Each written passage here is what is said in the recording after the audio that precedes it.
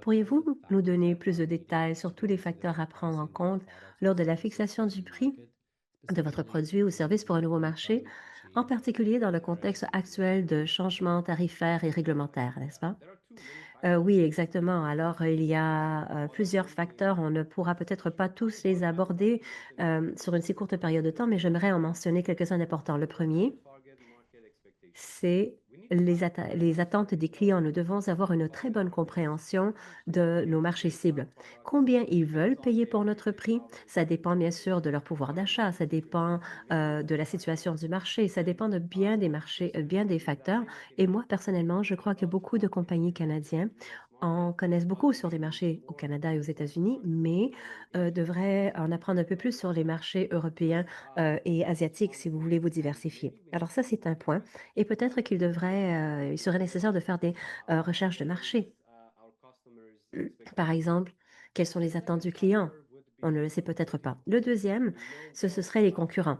Nous connaissons nos concurrents, nos rivaux dans les marchés canadiens et aux États-Unis, mais peut-être encore une fois qu'il faut en savoir un peu plus sur, les fabricants comme nous-mêmes en Asie, en Europe et comment ils font affaire et comment ma marque, mon produit peut se situaliser pour qu'on puisse bouger de manière concurrentielle et savoir ce que font les concurrents.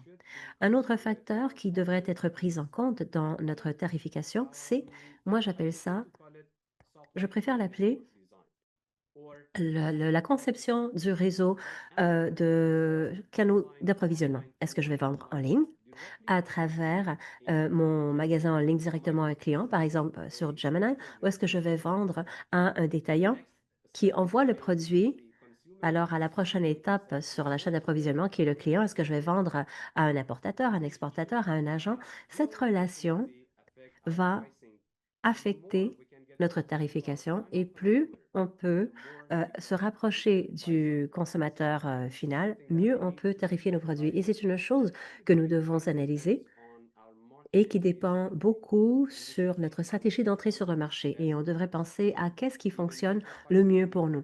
Alors même avant la tarification, il faut penser aux canaux de distribution, l'entrée au marché, des stratégies reliées à tout ça. Et finalement, un des facteurs les plus importants, c'est le coût. Si moi je veux tarifier quelque chose, certainement, je fais affaire pour faire de l'argent. Je dois considérer quels sont mes coûts. Et ici, nous avons une grande portée de coûts qu'on doit prendre en compte dans la tarification. Et cela pourrait être qualifié dans des coûts de production, de logistique et les services après-vente. Dans la production, on a les matériaux, d'autres items. Parfois, on a également le transport, les douanes, beaucoup d'autres facteurs logistiques à prendre en compte. Et également, nous avons les services après-vente.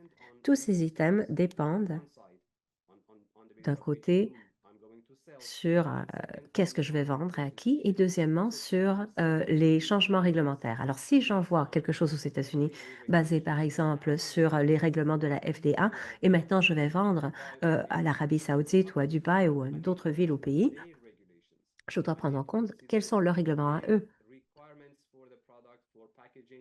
Quels sont leurs prérequis pour les produits, pour l'emballage et plusieurs autres détails qui pourraient affecter ma tarification. Comme par exemple, je pourrais donner en tant qu'exemple final, si vous vendez aux États-Unis et que vous utilisez de l'emballage de bois, ça ne sera pas très compliqué parce qu'on a les mêmes règlements au Canada et aux États-Unis par rapport à ça. Mais si vous voulez vendre à un pays africain, eh bien, les règlements sont différents. On aura peut-être des prérequis différents sur les standards internationaux pour les mesures de sanitation et certains autres. Alors, on doit prendre en compte les nouveaux règlements, les nouveaux systèmes, les coûts et toutes ces choses dans les prix.